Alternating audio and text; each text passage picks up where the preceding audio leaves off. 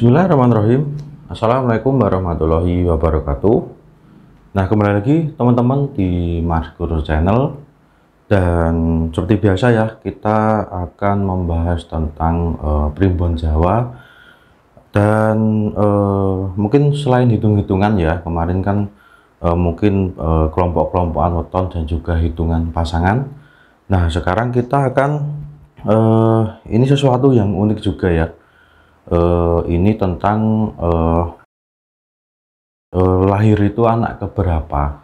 Nah, jadi di primbon Jawa ternyata kemarin saya meriset ya, itu ada elemen tentang kelahiran anak, seperti misalkan anak pertama, anak kedua, lalu nanti anak ke 5 dan selanjutnya itu berelemenkan apa. Dan ini memang bisa dikatakan ini kembali lagi mungkin ke pasangan ya, tetapi tidak kita tidak menghitung untuk neptunya, akan tetapi ini nanti ada 4 elemen ya di bumi, di dunia ini, di kita hidup ini.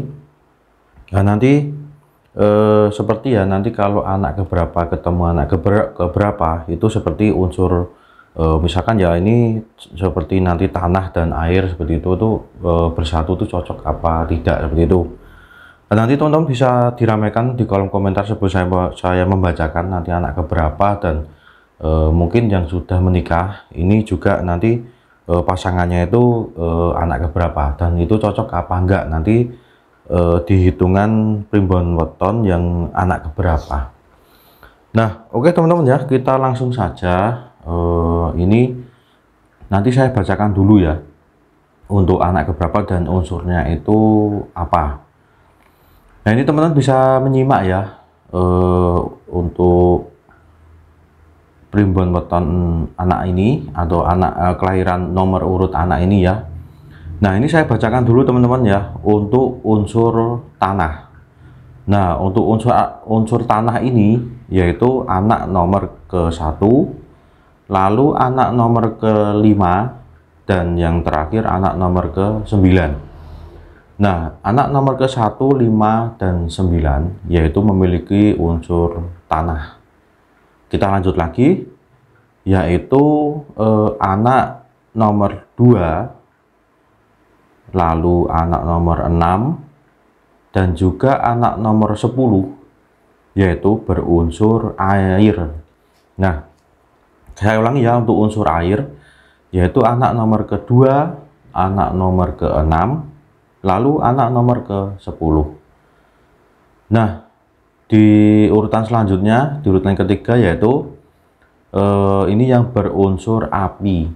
Nah, berunsur api ini yaitu anak nomor ketiga, lalu anak nomor ke-7, dan juga anak nomor ke-11. Nah, ini unsurnya api ya, tadi anak nomor ke-3, 7, dan 11. Dan yang terakhir unsur yang nomor 4 yaitu unsur angin. Unsur angin ini yaitu anak nomor ke-4, anak nomor ke-8, dan juga anak nomor ke-12. Nah, mungkin sudah jelas ya teman-teman ya. Mungkin sebelum nanti misalkan unsur apa ketemu unsur apa, lalu nanti saya jabarkan, saya ulangi lagi untuk keurutan anak nomor 1, 5, 9 yaitu tanah, anak nomor kedua 6, 10 yaitu air, anak ketiga 7, 11 itu api, lalu anak keempat 8, 12 yaitu angin. Nah, oke, kita langsung mulai saja ya teman-teman ya. Untuk kalau bertemu unsur-unsur ini itu apakah cocok dan tidak, dan nanti ada penjabarannya juga. Oke, kita mulai ya dari misalkan ini yang nomor 1 yaitu unsurnya itu angin dan api. Nah, misalkan ya, misalkan angin dan api itu bersatu tuh gimana? Nah, seperti kita ambil contoh angin ya. Angin itu anak nomor ke-4, 8, dan 12. Lalu ketemu dengan unsur api. Api itu yaitu anak ke-3, ke-7, dan ke-11. Nah, penjabarannya, kedua unsur ini pasti akan banyak menemui masalah dalam berhubungan karena sifat keduanya yang keras hati dan tak ada yang mau mengalah.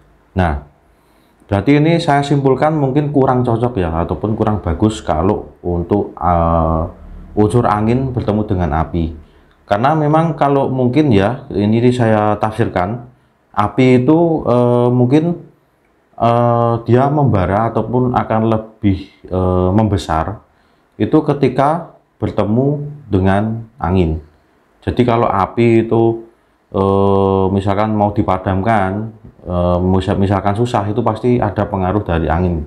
Dan angin pun juga sama ya, mungkin dia tidak cocok ataupun tidak bisa bersatu juga dengan angin.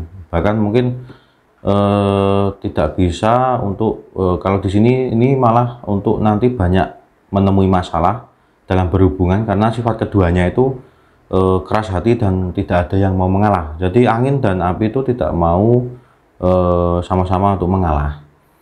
Jadi tadi ya mungkin kita ambil contoh yang terdekat, misalkan angin ketemu api ini, yaitu anak keempat ketemu anak ketiga, itu kurang bagus ataupun kurang cocok untuk unsurnya.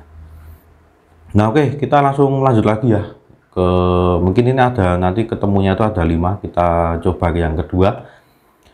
Nah yang kedua ini yaitu tanah dan angin. Tanah tidak banyak dipengaruhi oleh angin. Walaupun sekuat mana angin, tanah tetap teguh. Sifat tanah yang selalu sabar. Nah ini tanah dan angin.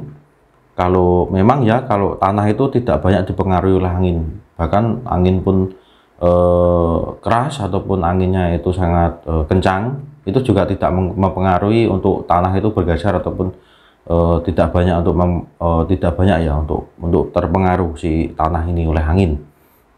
Nah, kalau dari penjabaran ataupun dari tafsir saya ya, sebenarnya ini kalau bertemu kemungkinan bisa dibilang bagus, juga tidak bisa dikatakan bagus, tapi tidak bagus pun juga menurut saya tidak begitu saja. Jadi ini ada di tengah-tengah teman-teman. Jadi misalkan ya tanah dan angin ini, misalkan nanti si tanah ini ya, ini akan banyak sabarnya.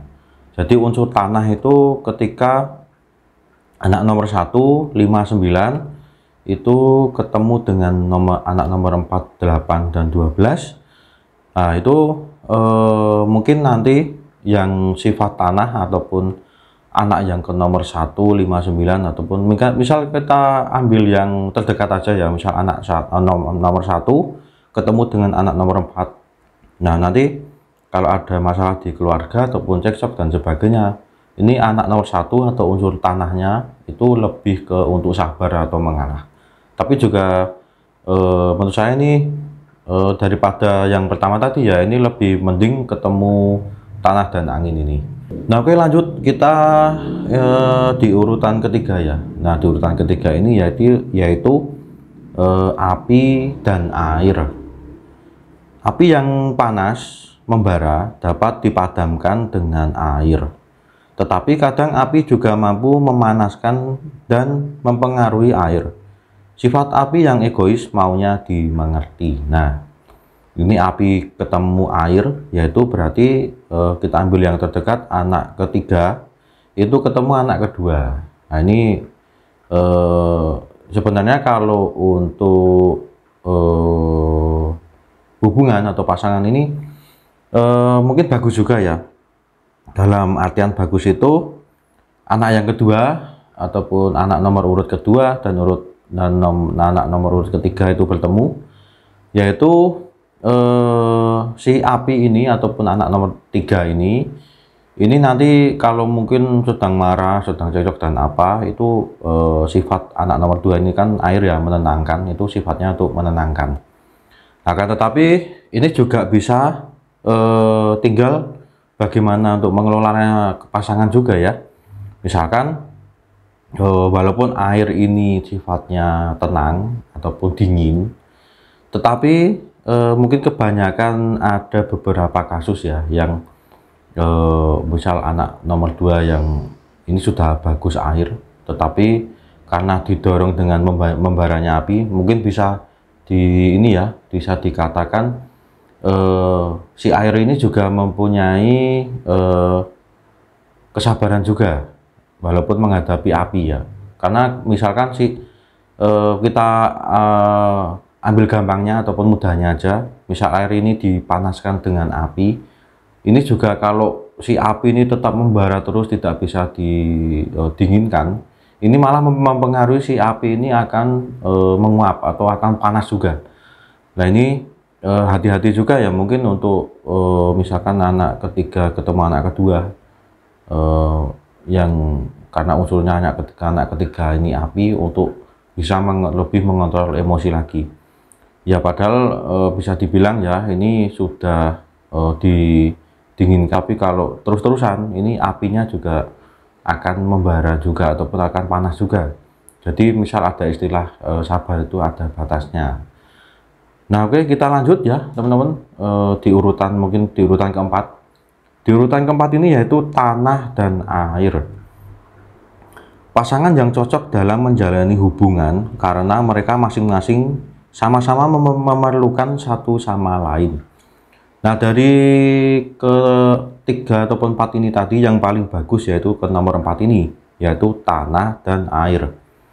Nah kita ambil contoh ya, tanah itu yaitu anak nomor 1 tanah, lalu air itu anak nomor 2. Nah ini memang cocok ya teman-teman, kalau anak nomor 1 ketemu anak nomor 2 seperti tadi ya yang dijelaskan tanah dan air itu, yaitu masing-masing itu sama-sama memerlukan. Karena air juga pasti menyatu dengan tanah, dan setiap misal sungai dan apa itu pasti juga ada tanahnya juga. Bahkan ini ada istilah lain ya, mungkin kita keluar dari topik untuk anak keberapa unsurnya ini, yaitu anak nomor 1 ketemu anak nomor 2 itu, yaitu bisa diibaratkan ya kalau orang Jawa itu, yaitu tumbuh ketemu tutup ataupun botol ketemu tutupnya. Jadi kan pas ya untuk ada botol yang tidak ada tutupnya lalu ketemu tutupnya, itu kan jadi satu botol yang sempurna. Jadi paling bagus yaitu untuk pasangan ataupun untuk urutan anak keberapa ini, yaitu ketemunya anak nomor 1 dan juga anak nomor 2, itu sangat bagus. Dan coba kita yang terakhir ya, ataupun yang kelima. Yang kelima itu yaitu tanah dan api. Ini penjabarannya yaitu api mampu dipadamkan oleh tanah, tetapi api juga mampu membakar tanah. Kalau bisa hindari api ketemu tanah. Nah ini ternyata juga tidak boleh. Karena kenapa? Karena dua-duanya ini tidak saling membutuhkan ataupun ini saling berlawanan ya. Kenapa begitu? Karena si api ini kalau untuk ke tanah itu memang bisa ya, untuk api itu dipadamkan dengan tanah itu bisa. Dan juga bahkan api ini juga bisa membakar tanah. Jadi ini kedua pasangan misalkan, berarti ini kalau kita lihat ini anak nomor 1 ketemu anak nomor 3 ya, anak nomor 1 ketemu anak nomor 3 ini kalau dari primbon Jawa ataupun primbon weton yang ini yang kita bahas sekarang, ini ada catatannya yaitu kalau bisa hindari api ketemu tanah. Nah ini teman-teman yang mungkin nanti bisa ini untuk pelajaran bersama ya, ataupun untuk kita mencari ilmu bersama. Dan mungkin nanti ada pertanyaan-pertanyaan yang mungkin kalau sudah menjadi pasangan gimana, itu seperti yang tadi saya sebutkan ya, untuk misalkan salah satunya dari unsur itu harus lebih mengalah ataupun lebih mengayomi ke pasangan. Ini sebenarnya tidak jauh beda ataupun mendekati sama dengan kalau kita menghitung pasangan ya.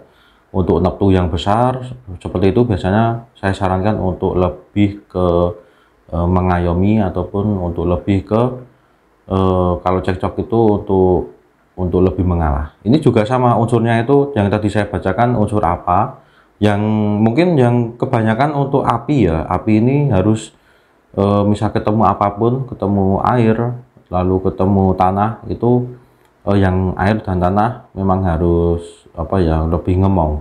Kecuali kalau misal untuk angin ya, angin ini malah lebih tidak ngemong tapi lebih untuk malah membesarkan si api.